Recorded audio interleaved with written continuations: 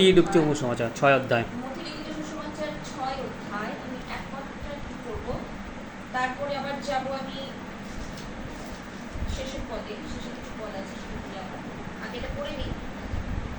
এক মাত্রা পড়ি। সাবধান, লোককে দেখাইবার জন্য তোমরা তাদের সাক্ষাতে তোমাদের ধর্ম কর্ম করিও না, করিলে তোমাদের সমস্ত পিতার নিকটে তোমাদের পুরস্কার নাই। Hallelujah, amen. এবারে আছে 31 পদ থেকে আমি পাঠ করব। 31 পদ 31 একই 6 অধ্যায় একটাই পদ, ওই আবার 31 পদে যাব। 6 অধ্যায়তেই মতিলিখিত সুসমাচার 6 অধ্যায়তেই 31 পদে যাব। পাঠ পাওয়া গেছে? অতএব ইহা বলিয়া ভাবিত হইও না যে কি ভোজন করিব, কি পান করিব বা কি পড়িব, কেননা পরজাতিরা এই সকল বিষয় চেষ্টা করিয়া থাকে। তোমাদের স্বর্গীয় পিতা তো জানেন যে এই সকল দ্রব্যে তোমাদের প্রয়োজন আছে, কিন্তু তোমরা প্রথমে তাহার রাজ্য তাহার ধার্মিকতার বিষয় চেষ্টা করো, তাহা হইলে এই সকল দ্রব্য তোমাদিগকে দেওয়া যাইবে। অতএব কল্যকার নিমিত্ত ভাবিত হইও না, কেননা কল্য আপনার বিষয়ে ভাবিত হইবে। দিনের কষ্ট দিনের জন্যই আমেন। যথেষ্ট। Hallelujah. Hallelujah, praise the lord. তারপর আবার পরে 7 পদে যাব আমি। তা কি বলা হয়েছে এখানে? সাবধান, আমরা লোককে দেখাইবার জন্য যেন ধর্ম না করি। আমরা বিশ্বাসী হয়েছি, বিশ্বাসীদের জীবন আমরা সেদিনকার আমরা যখন জানি প্রভু দাসী বলছিলেন যে বিশ্বাসটা আমাদের এমন হওয়া দরকার, প্রভুতে নির্ভর করা দরকার, আর কোথাও না। যদি ছোট খাটো বিষয় থেকে নিয়ে শুরু করে আজকে যদি আমাদের চিন্তাধারাটা প্রভুতেই থাকে, কারণ প্রভুতে বিশ্বাস করা তো সোজা না। সেদিন দাসী বলছিলেন আমাদের একটু কষ্ট, আমাদের একটু জীবনের দুঃখ কষ্ট একটু সঙ্গে ঢুকে গেলেই, মানে সেদিন আমরা চিন্তা করি ইয়োবের জীবনটা যদি চিন্তা করি যে বিশ্বাসের জীবন কিন্তু অনেকটা বিষয় মানে তার ভিত্তির উপরে দাঁড় করানো ছিল, আর বিশ্বাসের মূলটা তার গভীরে কি ছিল? প্রবেশ করানো ছিল। যার জন্য সে যখন ঝড় ঝাপটা তার মধ্যে যখন গেছে তখন কিন্তু সে টলমল হয় নাই। অর্থাৎ আমাদের বিশ্বাসটা এমন হওয়া উচিত যে আমরা সেই সময়টা যেন বিচলিত না হই। আমাদের জীবনে রোগ থাকবে, শোক থাকবে, জ্বালা থাকবে, যন্ত্রণা থাকবে। শোক আছে, অনেকের বাড়িতে অনেক রকম শোক আছে, আমরা জানি।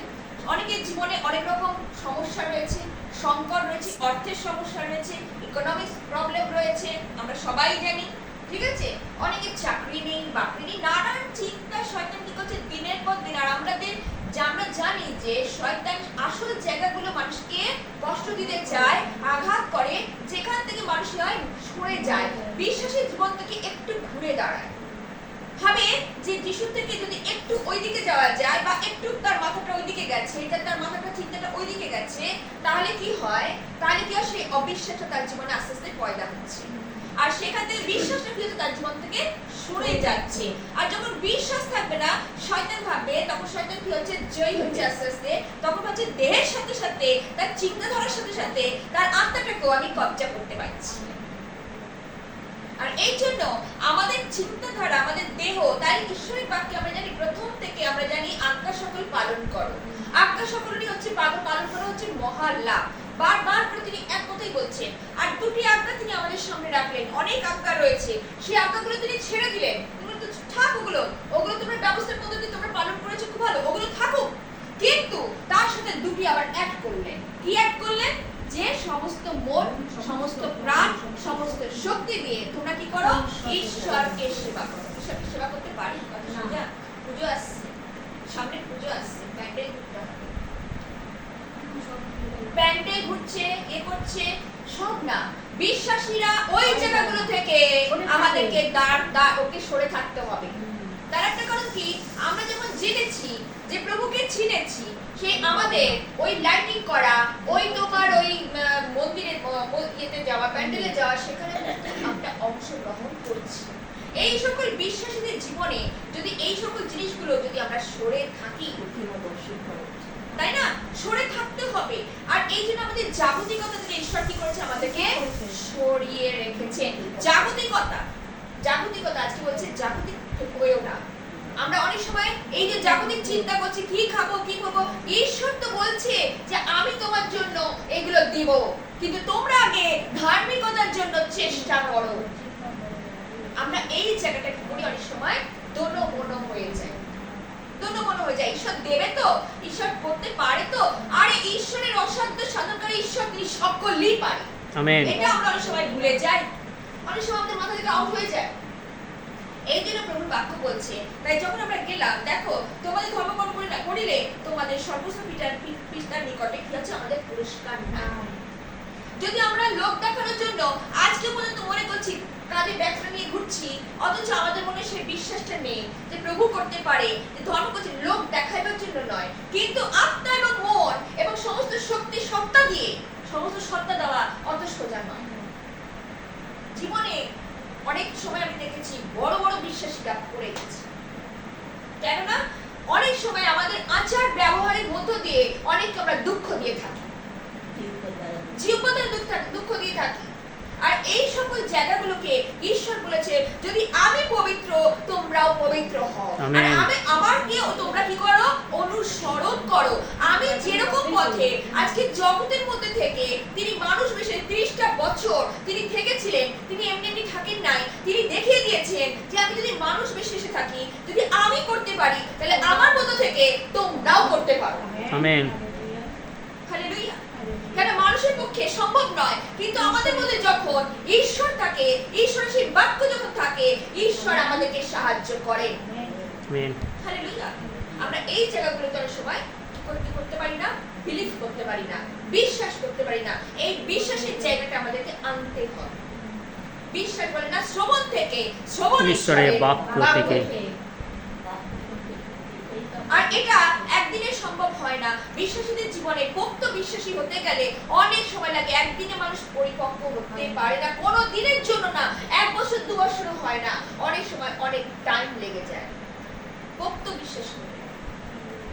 এই জন্য আমরা অনেকেই, আমি জানি আমরা মামার সহভাগিতা করছি, কেউ 30 বছর, কেউ 34 বছর, কেউ 25 বছর, কেউ 20 বছর, কিন্তু অনেকটা সময় লাগে পরিবর্তন। অনেকে এখনো পর্যন্ত শুধরাতে পারেনি নিজেদের চরিত্রগুলোকে, নিজেদের ক্যারেক্টারগুলোকে। এই জন্য নিজেদের ক্যারেক্টারগুলোকে, নিজেদের চরিত্রগুলোকে কি করতে হবে, শুধরাতে হবে। সম্ভব নয়, কিন্তু প্রভুর বাক্য যদি সঙ্গে থাকে তাহলে সকলই সম্ভব।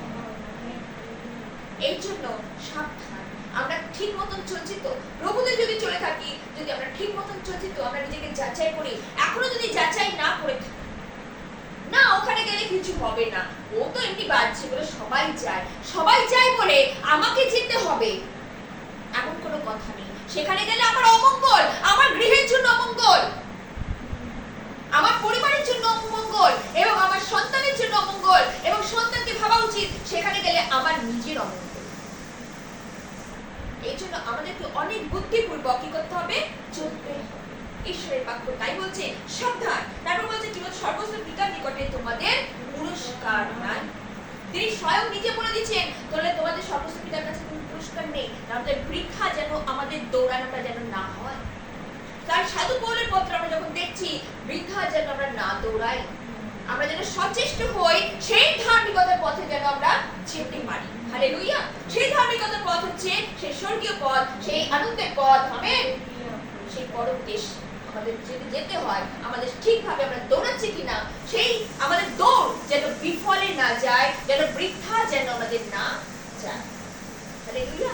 প্রভু বাক্য তাই বলে। তাই আমরা যখন দেখছি যে প্রভু কি বলছেন, যে দেখো অতএব ইহা বলে ভাবিত হইও না যে কি ভোজন করিব, কি পান করিব, তাই তো, বা কি পরিব। জগতের লোকরা এসব ভাবে, কেননা বড় জাতিরাই এই সকল বিষয় চেষ্টা করিয়া থাকে। তা তোমাদের স্বর্গীয় পিতা জানেন যে সেই সকল দ্রব্যের তোমাদের প্রয়োজন আছে। আমেন। কিন্তু তোমরা প্রথমে তাহার রাজ্য ধার্মিকতার জন্য চেষ্টা করো। আমরা এই সকল বিষয় চেষ্টা করি কি আগে? ধার্মিকতার বিষয়, অর্থাৎ প্রভুর পথকে যখন জেনেছি, প্রভুতে বিশ্বাসী হয়েছি। হালেলুয়া। বিশ্বাস তাই বললো, বিশ্বাস শ্রবণ থেকে, শ্রবণ ঈশ্বরের বাক্য। আর যদি আজকে বাক্যের উপর ভিত্তি করে যদি জন্মিয়েছি, বাক্যকে যদি নতুন করে আমরা নতুনই আমাদের আত্মাতে জন্মগ্রহণ করেছে, হালেলুয়া, যে পবিত্র আত্মাকে জন্ম দিয়েছি, তাহলে আমাদের কি খাবো, কি করবো, কি হবে, এই সকল বিষয় যেন আমরা চিন্তা না করি, চিন্তা করি। তাই বলছে চিন্তা করো তো চিন্তা করো, ধার্মিকতার জন্য চিন্তা করো। প্রভুর রাজ্যে কিভাবে যাবে, প্রভুর পথকে কিভাবে অনুসরণ করবে, প্রভুকে কিভাবে সামনে নিয়ে চলবে, এই সকল বিষয়কেও সচেষ্ট হও। Hallelujah, amen. তাই প্রভুর বাক্য বলছে দেখো যে সকল তোমাদের প্রয়োজন আছে, কিন্তু তোমরা প্রথমে তার রাজ্য ধার্মিকতার জন্য, তার রাজ্য মানে আজকে রোজনার ক্ষেত্র তো অনেক, মজুরের সংখ্যা অনেক কম, অর্থাৎ কার্যকারী কম, কিন্তু এই কার্যকারীর অভাব। তাই প্রভু বলছেন তোমরা যাও সুসমাচার প্রচার করো, যেখানে অন্ধকারের লোক এখনো রয়েছে, তাদের মধ্যে সেই বীজ পড়ে নাই। প্রভু বাক্য বলছে সেখানে তোমরা কি করো, সেই খাদ্য কি করো, ছড়াও। খাদ্য হচ্ছে ঈশ্বরের বাক্য, যা খেলে কখনো ক্ষুধার্ত হবে না, যা পান করলে কখনো তোমাদের তৃষ্ণা হবে না। হালেলুয়া, তাই ঈশ্বরের বাক্য আমাদের খেতে বলেছেন। ঈশ্বরের বাক্য খাওয়া মানে কি, ঈশ্বর খাবো না সেটা কি করবো, অন্তরে আমাদেরকে গেঁথে রাখাটা, আর গেঁথে শুধু রাখা না, সেটাকে কার্যকারী করাটাই হচ্ছে সব থেকে বড় কথা।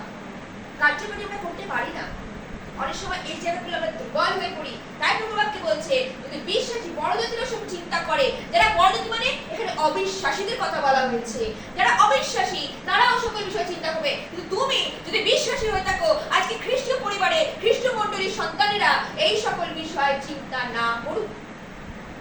হালেলুয়া, আমরা চিন্তা করে ফেলি আমার ছেলের চাকরি নেই, আমার সন্তানের এটা নেই, আমার সন্তানের ওটা নেই, আমার সন্তানের এটা হচ্ছে না, আমার স্বামীর এটা হচ্ছে না, আমার নিজের এটা হচ্ছে না। প্রভু বলে ধীর রাখো, নিরপিত সময় তোমাকে কি করা হবে, দেওয়া হবে। হালেলুয়া, আমরা এই ধৈর্যের অভাব, তাই প্রভু বাক্য বলছে, আমি আজকেই বলছিলাম ধৈর্য শান্তি ঈশ্বর হইতেই আসে। আমেন।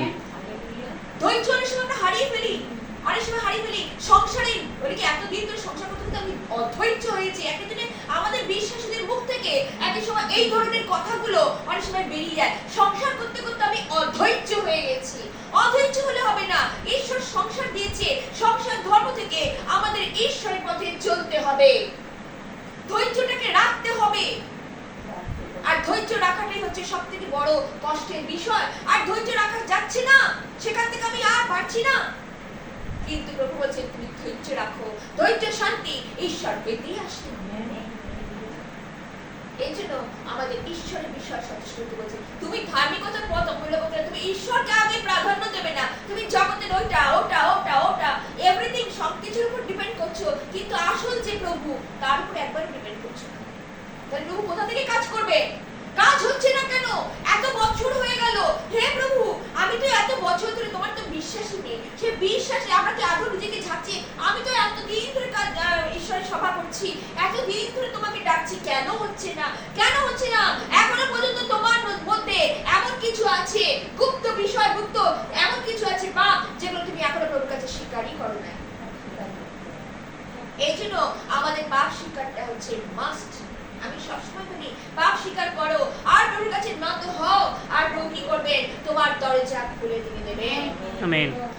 তাই বলছে না, আমরা এরপরে যখন দেখি যে 7 পদে যখন দেখছি, দেখো কি বলছে, যাচনা করো তোমাদিগকে দেওয়া যাইবে, অন্বেষণ করো পাইবে। 7 অধ্যায় 7 পদে আমরা যখন দেখছি মথি লিখিত সুসমাচারী 7 অধ্যায় যখন 7 পদটা দেখছি, তখন কি বলছে, অন্বেষণ করো পাইবে, দ্বারে আঘাত করো তোমাদের জন্য কি হবে, দ্বার খুলে যাবে। কখন তিনি দেবে, কখন তিনি চাইছেন, কখন তিনি দেওয়ার জন্য প্রস্তুত আছেন, যখন আমরা তার রাজ্য ধার্মিকতার জন্য চেষ্টা করব। হালেলুয়া, তখনই তিনি দেবে, যখন যাচনা করব, আর তিনি আমাদের প্রার্থনা, তিনি আমাদের আবেদন, তিনি আমাদের নিবেদন, তিনি আমাদের বিরতি, তিনি আমাদের শুনবেন। আমেন। হালেলুয়া, এই প্রভুর বাক্যে বলছে দেখো, এটা কল্ল, এই যে আমরা 34 পদে দেখছি, আবার 34 পদে, অতএব কল্লকার নিমিত্ত ভাবিত হইল না, কারণ কল্ল আপনার বিষয় আপনি ভাবিত হইবে, দিনের কষ্ট দিনের জন্য যথেষ্ট। কাল কি খাবো, পশু কি খাবো, সব তাই বলি না, আকাশের পক্ষীগণ কি দেখো, তারা কি করে না, তারা চিন্তা করে না, তারা চিন্তা করে কালকে কি খাবো, কালকে কি করব, আজকে কি খাবো, ওইসব বিষয়ে তাদের চিন্তা নেই। আমি তো তাদের জুগিয়ে থাকি। আজকে যোগানদাতা ঈশ্বর হচ্ছে তিনি। তাহলে তোমরা তো শ্রেষ্ঠ, তোমরা তো মনুষ্য হিসেবে শ্রেষ্ঠ, তার তিনি তো তার প্রতিমূর্তিতে তিনি আমাদের গঠিত করেছেন, তিনি তো আমাদের ফেলে দেবে। আজকে গরিব দুঃখী সবাইকে তিনি, সবাইকে উঁচু যারা রয়েছে তাদের তো তিনি কি করছেন, সবাইকে সমান সবকিছু দিয়ে যাচ্ছে। হালেলুয়া। কেউ বলবেন আমরা অনহরে রয়েছি, যে গরিব তাকেও না কেউ কারোর মধ্য দিয়ে ঈশ্বর তাদেরকে যোগানকারী, ঈশ্বর যোগান দিচ্ছে। কেউ বলবেন আমি অসহায় হয়ে রয়েছি, আমি কি এমন কি হয়ে রয়েছি? না, তাদেরকে ডাল ভাত হলো, নুন ভাত হলো, শাক ভাত হলো, তাকে তিনি খাওয়াচ্ছেন। হালেলুয়া। এই বিষয়কে বলবে না যে আমি সমান অধিকার তিনি সবার সমান দিয়েছেন। Amen, hallelujah. এমনকি তিনি এই যে আকাশ বাতাসের এই যে নিঃশ্বাস প্রশ্বাসে আমরা যে অক্সিজেন পাচ্ছি, সমস্ত যে সূর্য উঠছে, আলো বাতাস সবকিছু আমরা পাচ্ছি, সমস্ত কিছু এটা শুধু বড়লোকদের জন্য না, যে বড়লোক সেও পাচ্ছে, যে গরিব সেও পাচ্ছে, সে ক্ষুদ্র কি মহান সকলেই পাচ্ছে। হালেলুয়া। ছোট থেকে নিয়ে বড় পর্যন্ত সকলেই পাচ্ছে, বৃদ্ধ কি বুড়ো আবার কি বুড়ো সকলেই পাচ্ছে। তাহলে এমন মহান ঈশ্বরের আমরা ধন্যবাদ না করে থাকতে পারি না। যদি বিশ্বাসী হয়েছি তাহলে অহরহই প্রভু তুমি আজকে যখন আমরা খুব কষ্ট হচ্ছে, কদিন ধরে আমার হাঁটু ব্যথা হচ্ছে, জানিস শয়তানের কাজ হচ্ছে, জান তুই এখন এদিক ওদিক দৌড়াচ্ছিস, আর যখন যেখানে সেখানে প্রার্থনা দৌড়াচ্ছিস, ওই জায়গাটাতে আমার ওখানটাই তো তোর দুর্বল, ওখানটাই আমি আঘাত করি।